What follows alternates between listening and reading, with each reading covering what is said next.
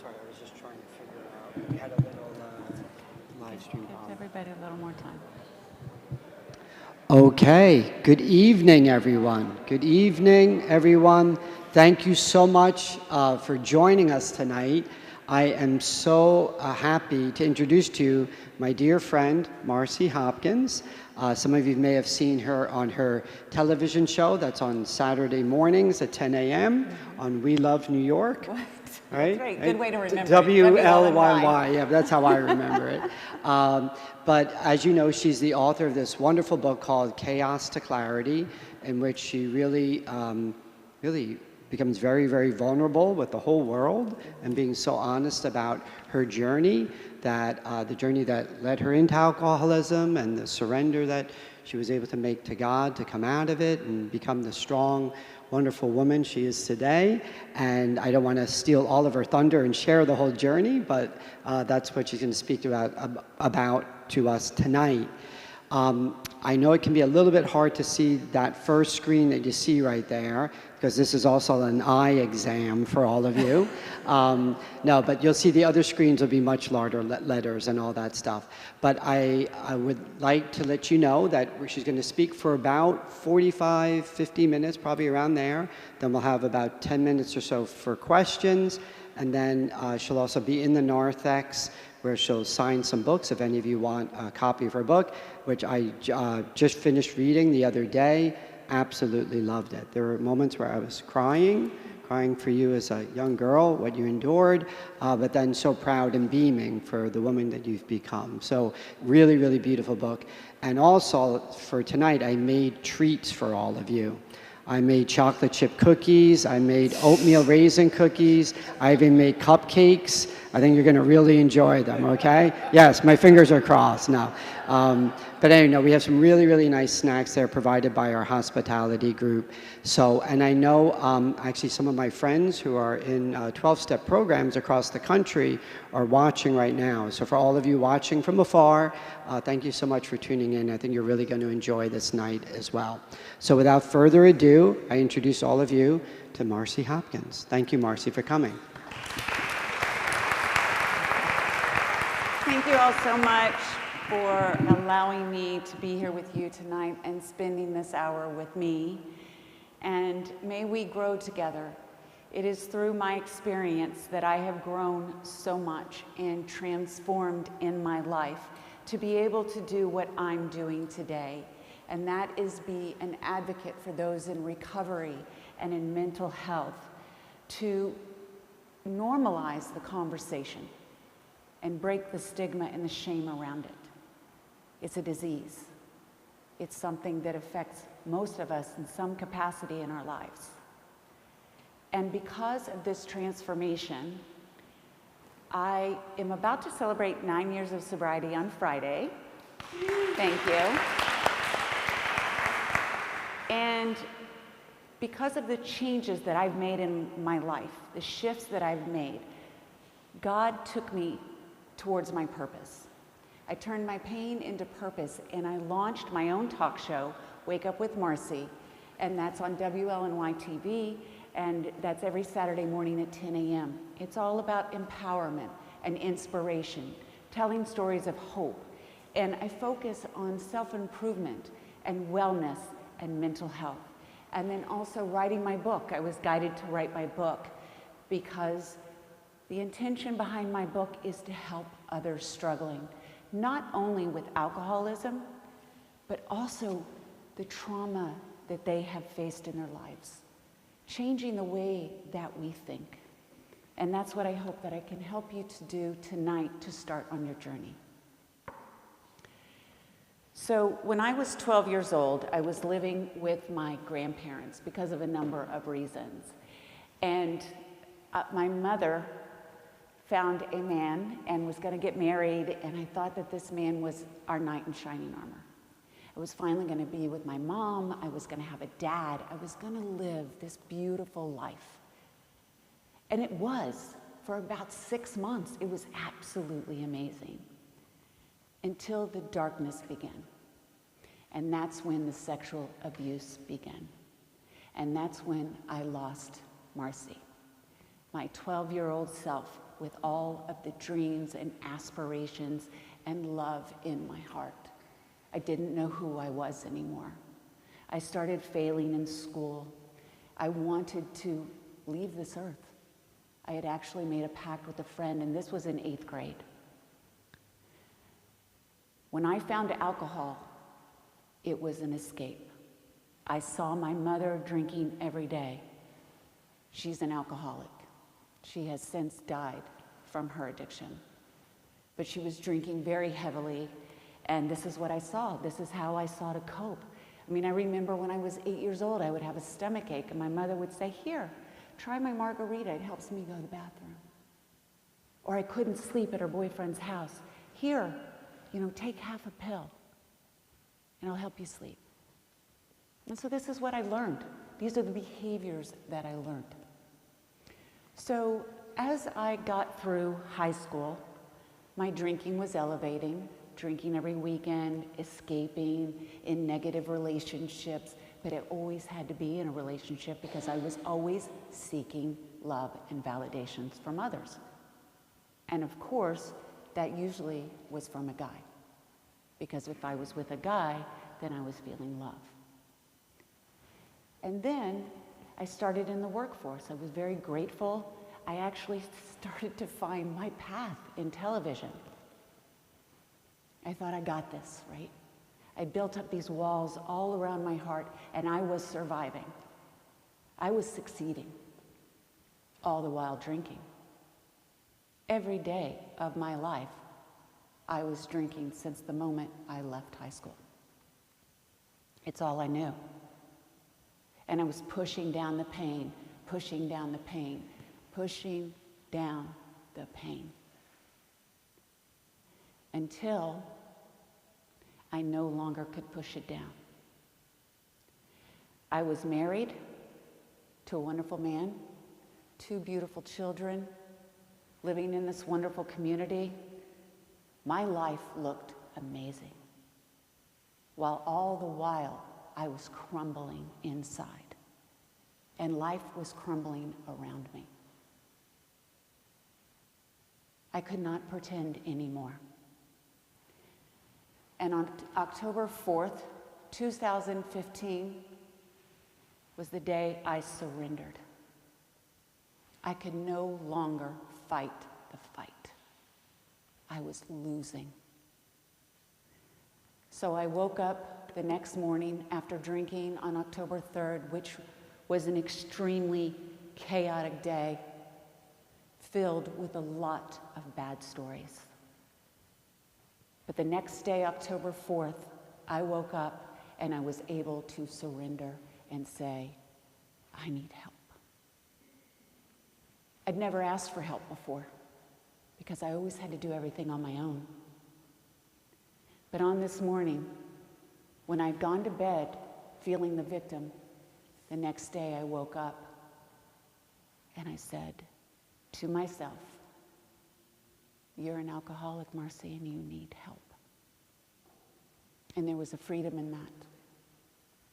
But then I had to face my husband after what I had done to him, hurting our family by my disease and my pain. I walked downstairs that morning and I sat on the couch. And he sat with me and I held his hands and I apologized. And I said, I have a problem. I need help. I'm an alcoholic. And there's 2 things that he could have done. He could have stayed, held me, and loved me, or he could have left and taken our children and said he couldn't deal with it. But he chose to stay and support me and help me because he saw something in me that I never saw. And when he embraced me, it was the first time that I had felt love, because I always was looking for love, but I really didn't know what it looked like, when all the while it was right in front of me. I had felt like the weight of the world came off my shoulders. I didn't have to live in the lies. I didn't have to live in the pain and the hurt, I could begin my healing journey. And that's exactly what I did that very day. You see, a lot of us may think when we surrender that we are weak. But as you see by this quote by Krishna Das, it is the ultimate act of power to surrender. And I have found surrendering is truly the key to happiness. Finding a peace that I never knew possible. Turning it over to God. Surrendering the power. And when we surrender, we let go of our ego. We let go of perfectionism. I bet there are a lot of people that are sitting in here that know what I'm talking about, trying to be perfect all of the time, saying yes to everybody, trying to get validation all of the time. And in reality, constantly feeling like you're failing because there is no such thing as being perfect. Building trust. I myself, I had no trust. I didn't have trust for myself, and I didn't have trust for anyone that I was with in my life. Except for my children, of course. I loved them dearly, always. And then there was breaking free of the negative patterns, the negative thought processes that we have in our head, the things that we say to ourselves. We're so brutal. And this constant loop goes on. And then, when we can break free from this, oh, is it not working well? Okay. And then when we can surrender, we deepen our faith, our spirituality. We trust in God, and we are able to have patience and move towards a life that we are looking for. A life full of joy and full of happiness. And after I surrendered, I began to find self-love for myself. I didn't have self-love until I was 47 years old. It's a long time, but it was pretty powerful. The first time that I was able to feel that for myself and respect myself in my life. It was so transformational for me, and it was life-changing. And as Lucille Ball says, when you find love for yourself, everything falls into place. And that is the truth. I am living proof. Because when you have self-love, you have self-acceptance. You have self-care. You make that a priority. You also have self-esteem. And you have, self-care, self-awareness, self-acceptance, and self-esteem. I wanted to make sure I said all of them because they're so important. And I'm telling you, once you find love for yourself, life changes. I remember the first time I said that I loved myself. I was sitting in an AA meeting, and for those of you who don't know about an AA or where they're held, you're generally in a church, a room attached to a church. And on this particular day, I was in Hohokus, and each one of the meetings, there's usually, a lot of times, a circular formation of chairs, and there's men and women that are all there for the same purpose, and that is to get sober and live a better life. And on this particular day, there was a reading, and there's always a reading in each meeting, and on this day, it was about self-love. So I raised my hand, and the person leading the meeting called on me. And I said, "Hello, I am Marcy.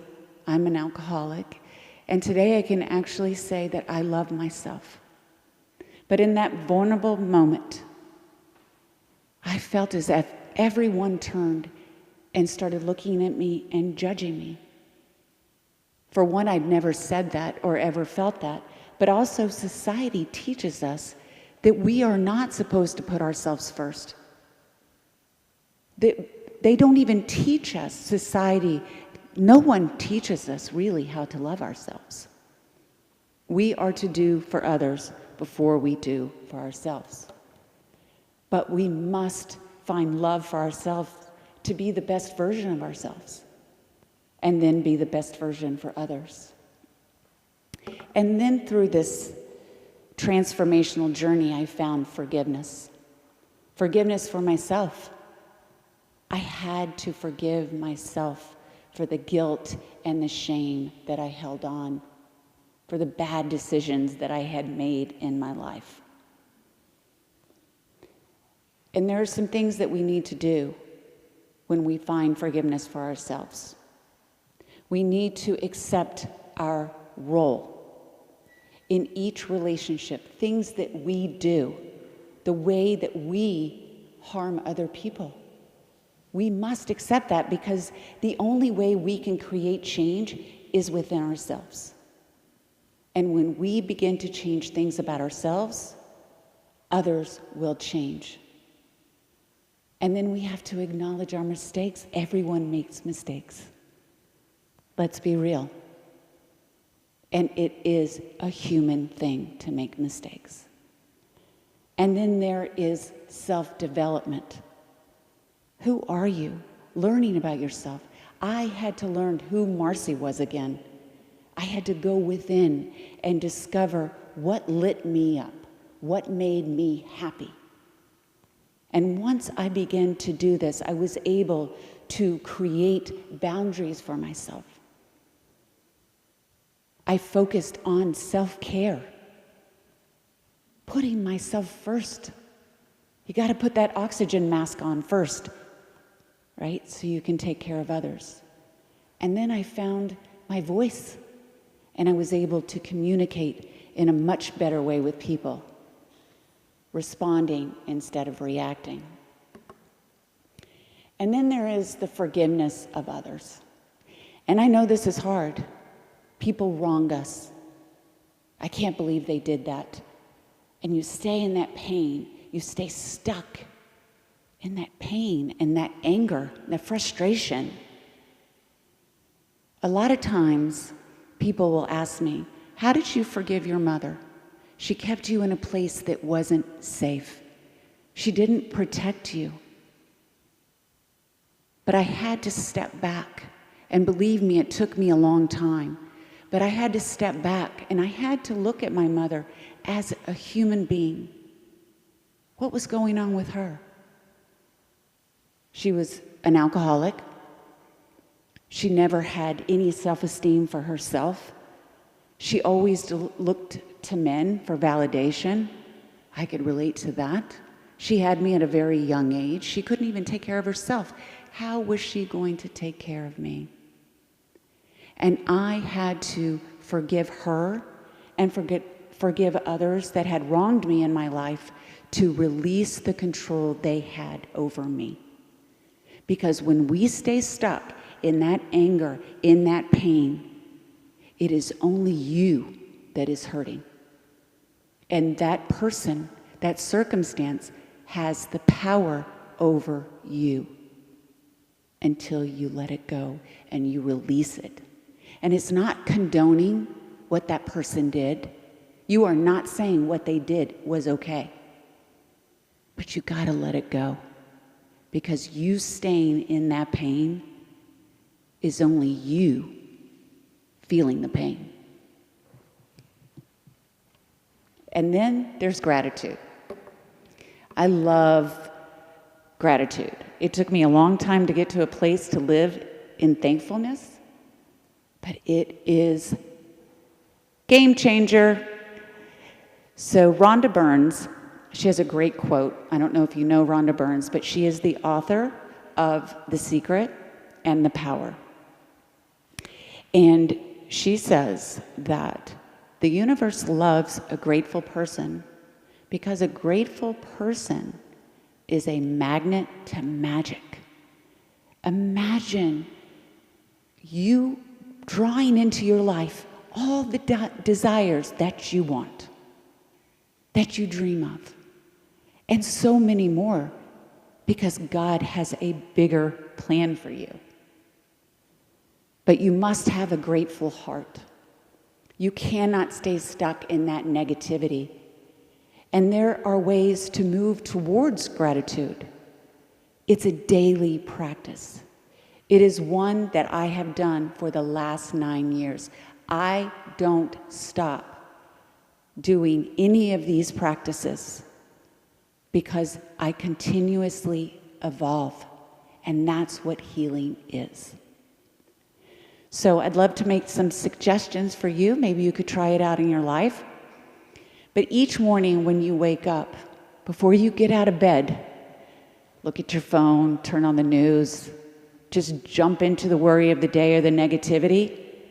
Look around. Think about the things that you are grateful for. Think about the things that you were grateful for the day before. Maybe it's just having a new day to start over. Maybe it's just a new possibility for a new start. And you're in a bed, you've got a roof over your head, you've got sheets, you've got a pillow, and you've got that cup of coffee waiting for you.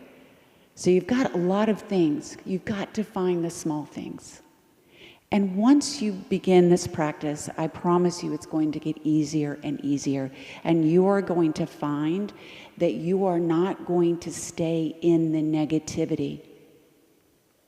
You will become more solution-based in life. You will see the good in even the difficult things that happen in your life. So after you think about these things, write them down. Write them down in a journal. Write them down on the notes in your phone. I had a little gratitude box, and I would just rip little pieces of paper and I would write down the things that I was grateful for, the things that I had thought about that day. And then when life happens, life gets difficult, because it's going to. Obstacles are going to happen in our life.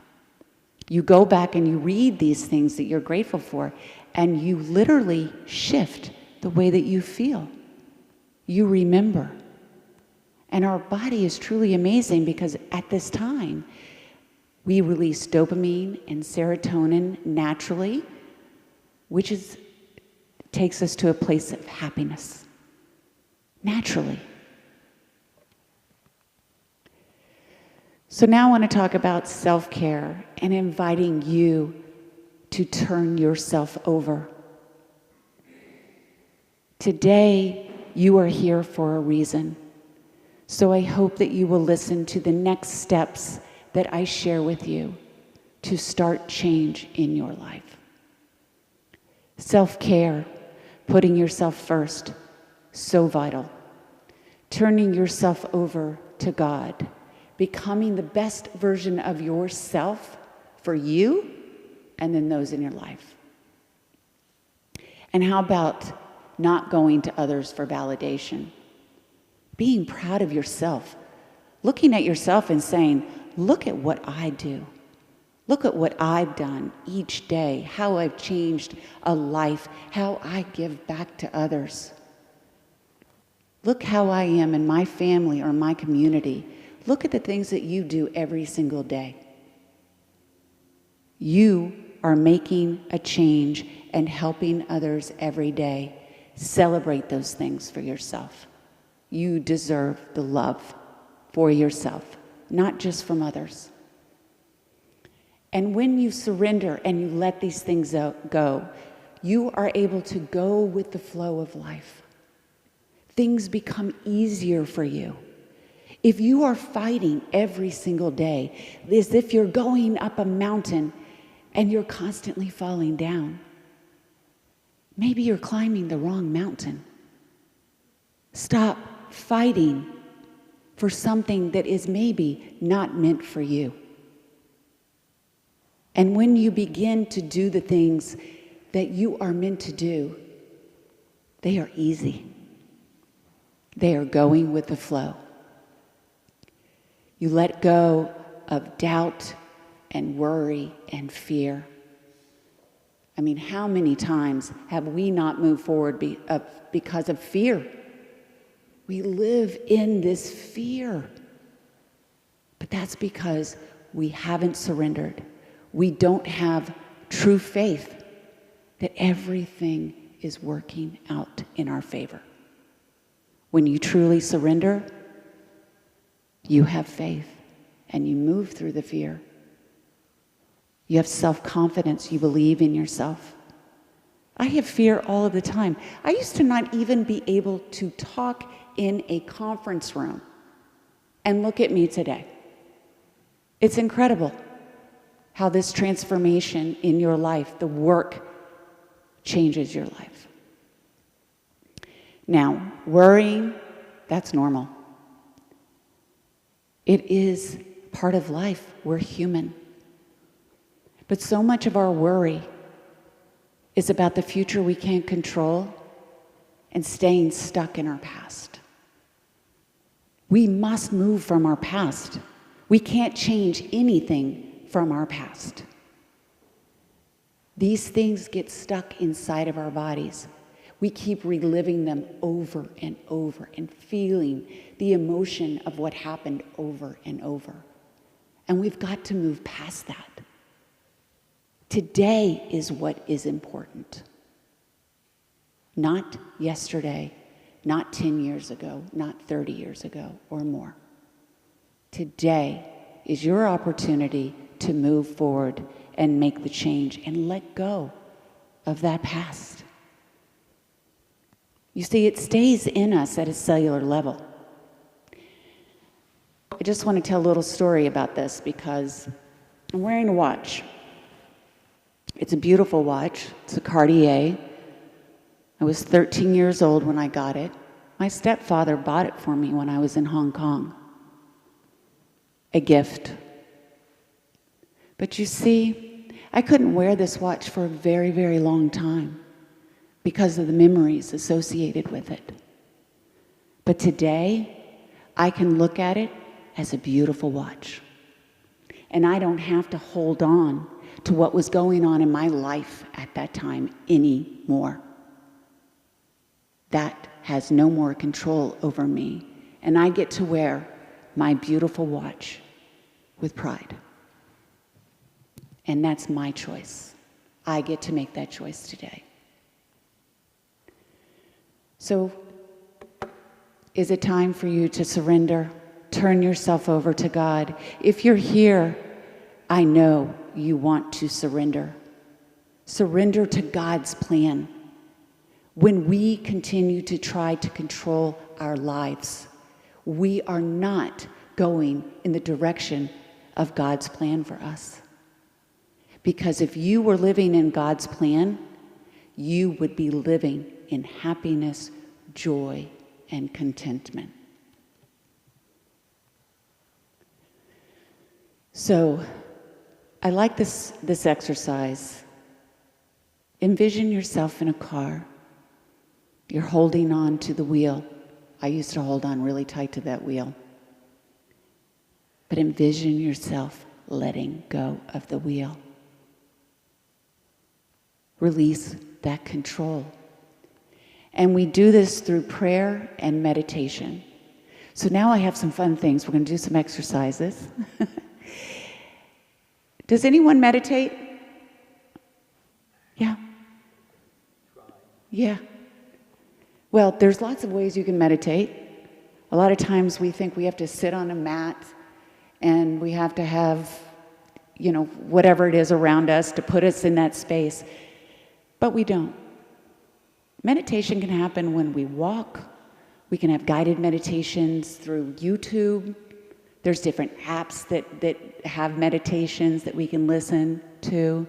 And it really helps. It can help calm our nervous system, heal from inner child work, help us to sleep, help us in depression or anxiety. There's so many ways. If you have something going on, if you want to connect with God, because that's one of the meditations I do every single morning. It's a beautiful 10-minute meditation on YouTube. There's so many ways that we can meditate. It's not about just sitting and being silent and thinking that I'm doing this wrong and you're judging yourself. So I just want to take you through meditating and something maybe you could try to start doing maybe 5 minutes a day. And this one that I'm going to take you through is about connecting to yourself. So if you will, I'd like to invite you all to please close your eyes. Relax, let go, let the shoulders go. Take a deep breath in, breathe out, and listen to a noise within the church. You can find a noise like a hum, and you just listen to that hum.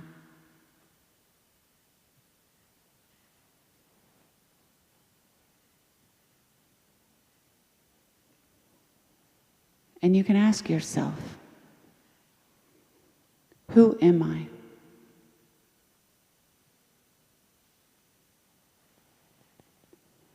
What do I want? What is my purpose?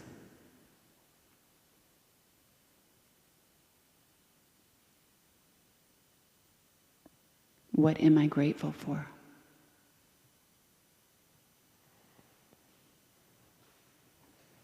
And it's in that silence that the answers will come to you. It may not be right away, but through this daily practice, you will start hearing those lessons. You will start hearing those answers. The second part to turning this over is not focusing on the negativity in your life, but focus on the things that are thriving.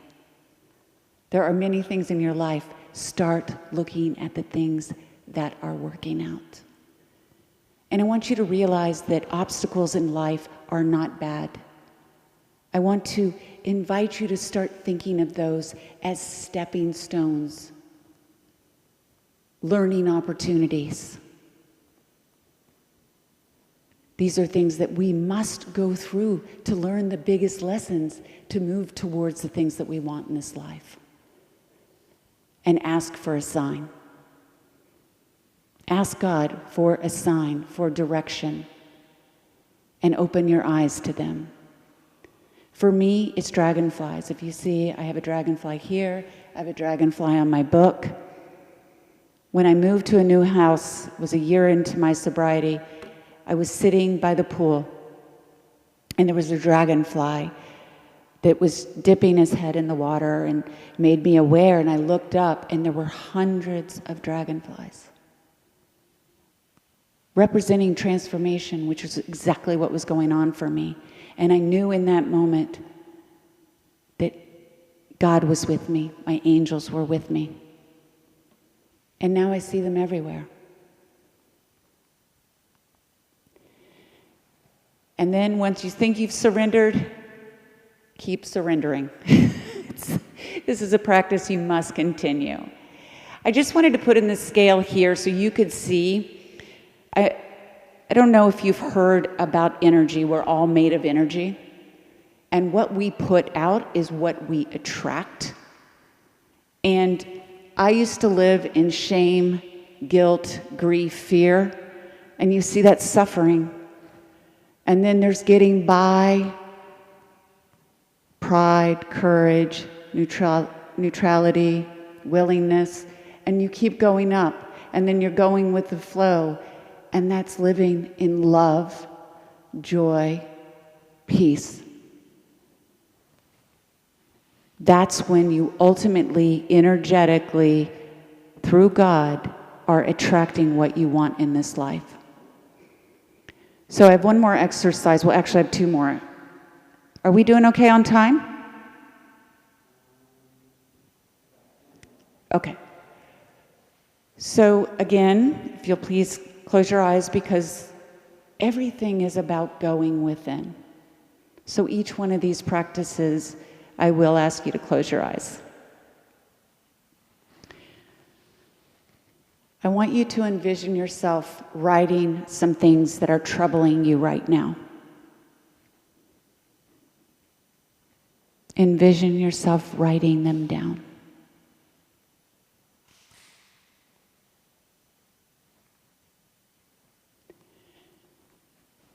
Then I want you to picture God as a cloud. And I want you to hand over those problems to him.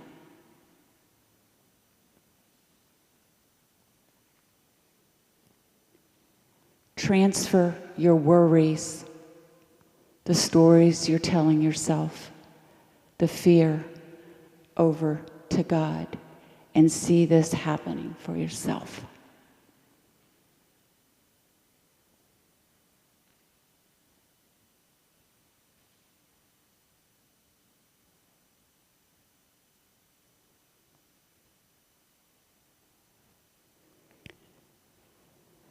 Another way for us to change the way that we think about ourselves are affirmations.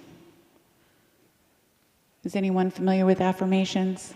Changing the way that you talk to yourself, right? So if you're saying negative things to yourself, you change those into a positive.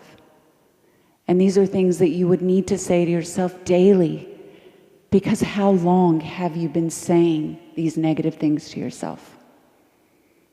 I used to tell myself I was stupid all of the time, that I had nothing to offer except for what was on the outside of me.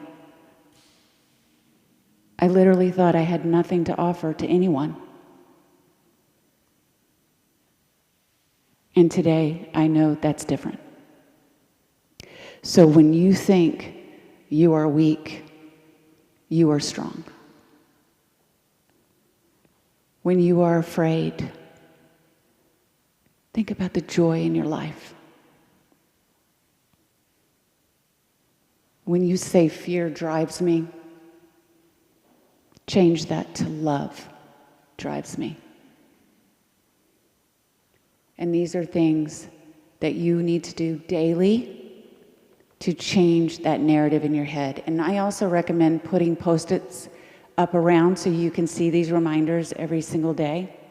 Put them on your mirror, put them in your closet, wherever, so you can be reminded of the affirmations that you need to hear. I am. Write down 3 of those to remind yourself every day.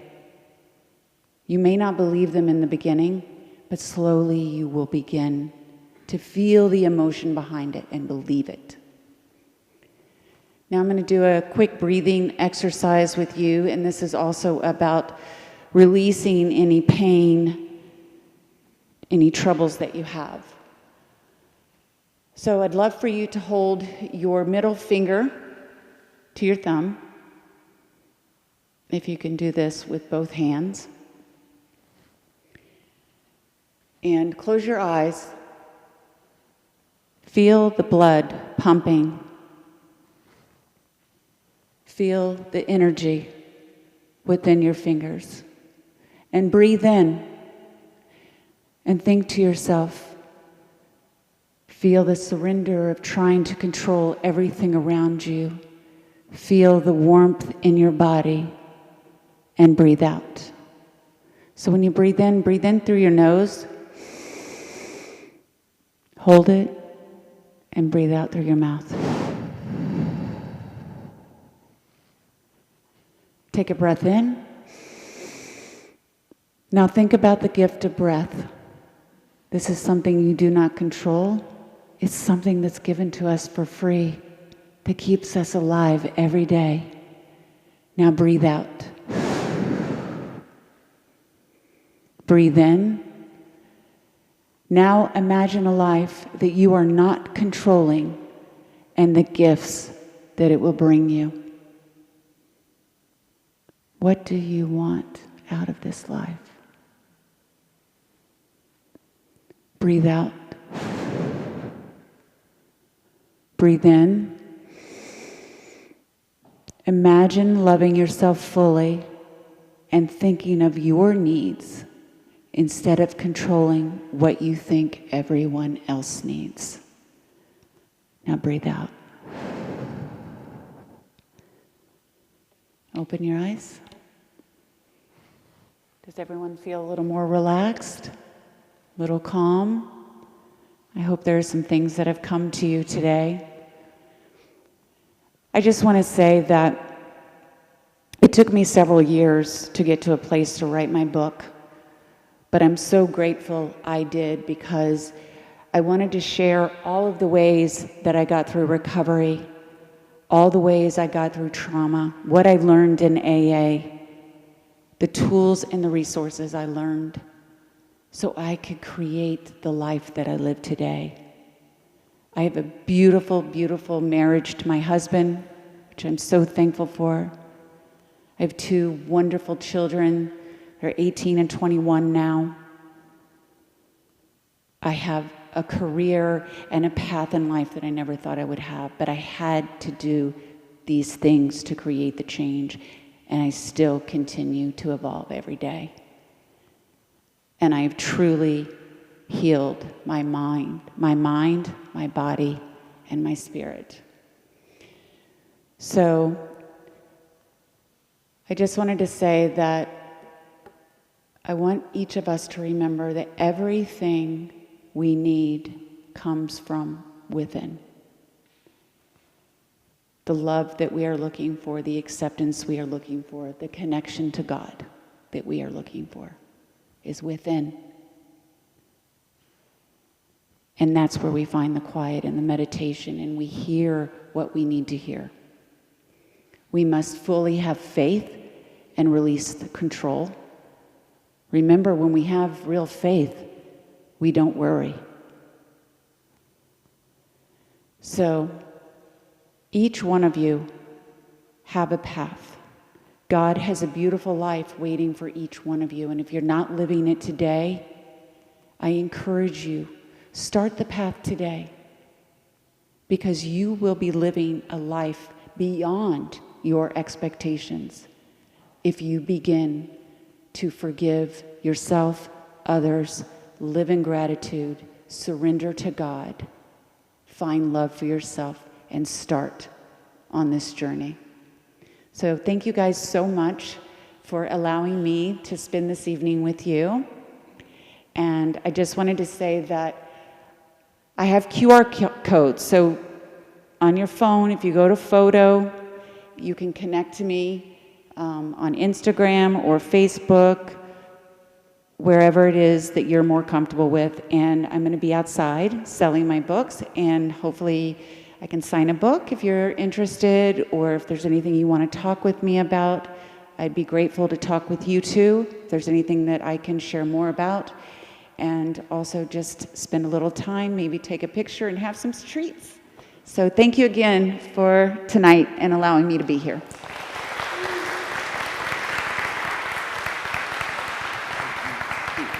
Thank you, Marcy. Thank you so, so much. We thought we'd have just an opportunity to take maybe 2 or 3 questions if anyone had any questions. If not, all of the treats are out there and the books are there and all that other stuff. I do want to thank Ray for being here and being such a loving, caring presence that you mentioned at the beginning. But any questions? We got one? Andrew? Did your mother ever find out that your stepfather was abusing you? And if so, how did that affect your relationship with her?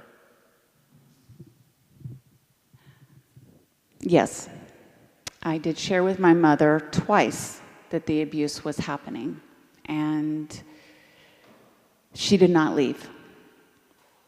And that was extremely hurtful. It took me, like I said, till my adult years to find forgiveness for her. But all I ever wanted in my life was for my mom to love me and to protect me. And I held on to that hope my entire life until she died 4 years ago from her own addiction. My mom was weak. I believe that she didn't leave because she didn't know what to do. She didn't know how to take care of herself. And I think she was so afraid to let her parents down again. Because there's more to my story that I share. And I just think that my mother lived in complete fear and victim mode, and she didn't know what to do. Any more questions? Yes. Yeah.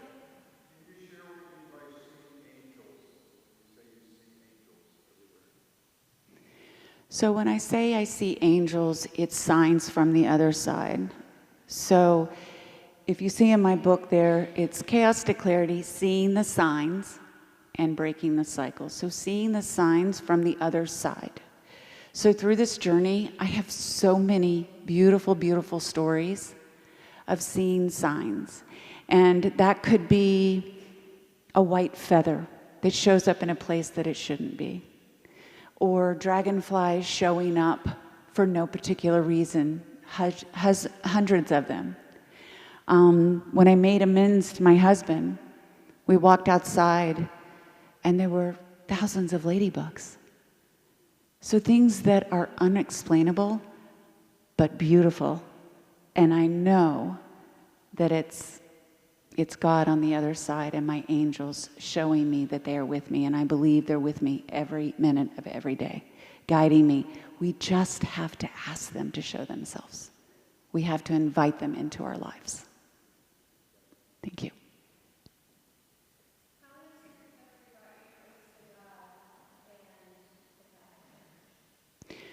So for me, I always believed in God. I was brought up Protestant.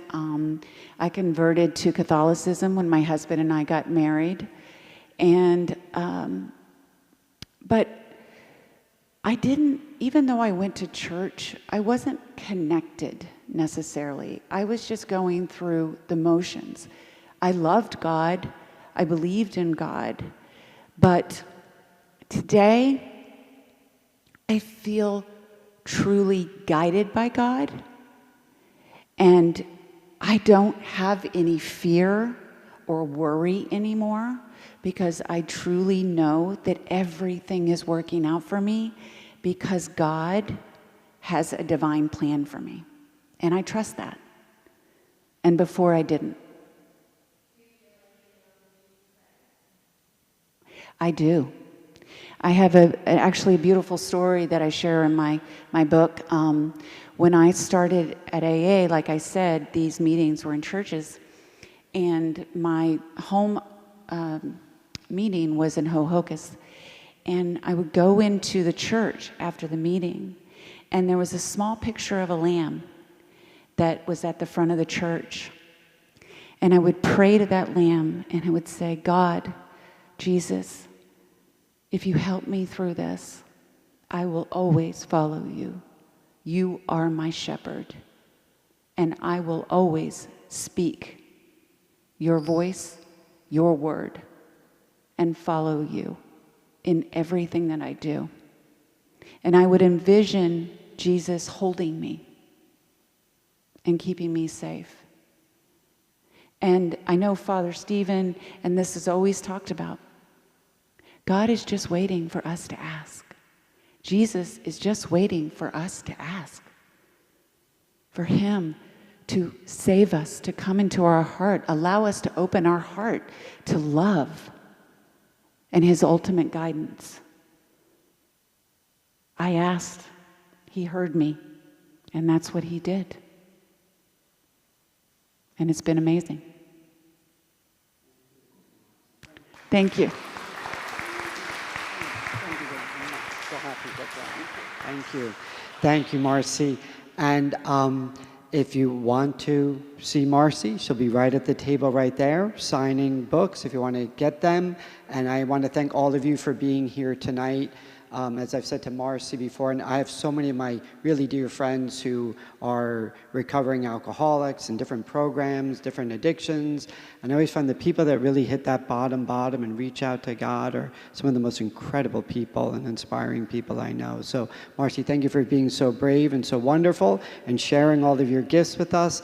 And I really hope many of you will buy her book and really get the chance to read it because there's so much more. She just gave us like the tip of the iceberg. So thanks again, Marcy. Thank you so much.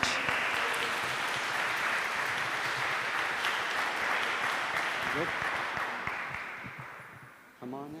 And don't forget all the cookies I made for you. Come on. Fill your pockets with these cookies.